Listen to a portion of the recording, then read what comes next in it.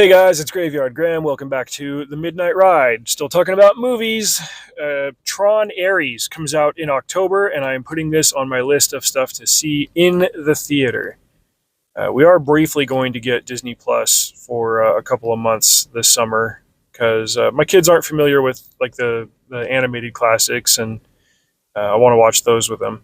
But that'll also give us a chance to catch up on a couple of other things. This new Daredevil apparently looks good, and so I'll catch that one. And then my kids haven't seen either of the Tron movies. They saw the first half of Tron Legacy. We never finished that, but I've shown them clips from it. They're really interested, and now they get to see Tron Ares if they end up liking it. Why am I excited for Tron Ares? Well, I do think it's while this movie has been in development hell for a long time. It's coming at a good time when the studios are a little bit more desperate for a hit, and I think that they are trying more earnestly to be more creative than they are commercial.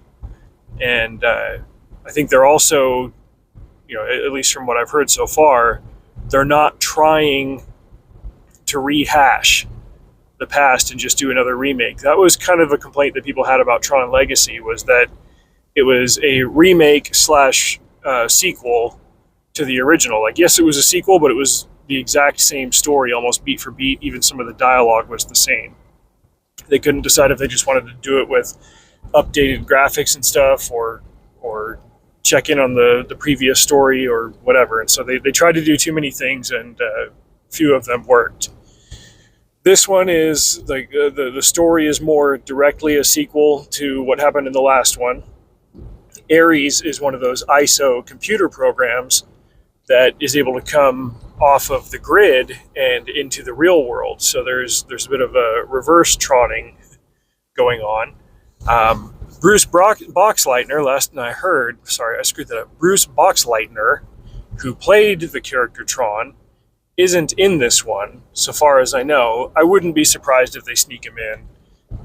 He had like 5 minutes of screen time in Tron Legacy, but it was still called Tron. This one is mostly going to be about Ares. I believe the Ares character is played by Jared Leto. Jeff Bridges is coming back. I haven't checked to see if he's coming back as Kevin Flynn or as some other iteration of another character. Don't care, not looking into it. The final thing that I wanted to mention was the score. So Daft Punk's soundtrack for Tron Legacy has its own cult following, almost independent of the movie. It's such a unique sound, and it was instrumental in crafting the atmosphere for Tron Legacy. In the 15 years since Tron Legacy came out, Daft Punk has since broken up, and now they got to look elsewhere. The studio's got to look elsewhere for somebody to provide the soundscape for Tron Ares.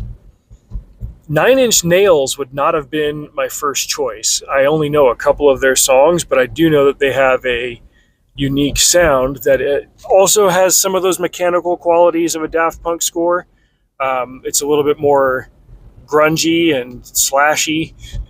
It's evocative of its own thing, and while it is a bummer that Daft Punk can't come back, there's an upside in that they're kind of forced to be innovative.